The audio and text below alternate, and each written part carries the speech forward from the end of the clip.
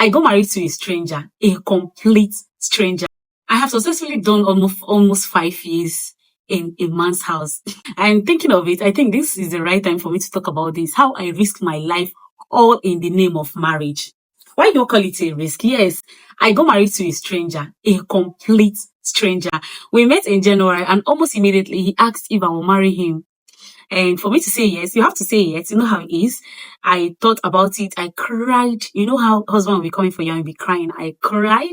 I seek the face of God. And of course, I had a mentor who was with me then. I spoke to her and she gave me some instance. And guys, my heart was beating. It wasn't a very easy one. I asked God for signs, but I don't even know if I saw a sign. But I had this conviction that he's my husband. So I kept asking myself, Oliver, are you sure of this? Even before I said yes, I spoke to a lot of people.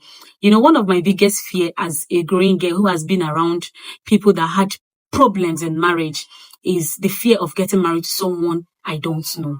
You know that saying, the devil you know is better than the angel you don't know. That was it for me at that time.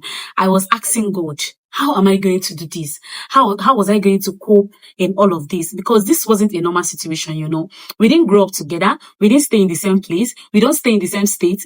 I don't know anything about him. Nothing. We just met in January and he traveled back almost immediately.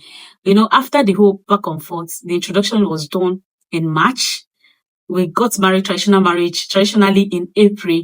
And guys, 2 months of having to decide what my whole life will be. Just 2 months. And do I regret this decision? You will have to watch the part 2 to know if I regretted this. And I hope this finds you well. I hope this is an inspiration for you. It might not be like my own, oh, but wait till you watch the part 2 before you decide if you're going to marry that guy who you don't know. All right, peace.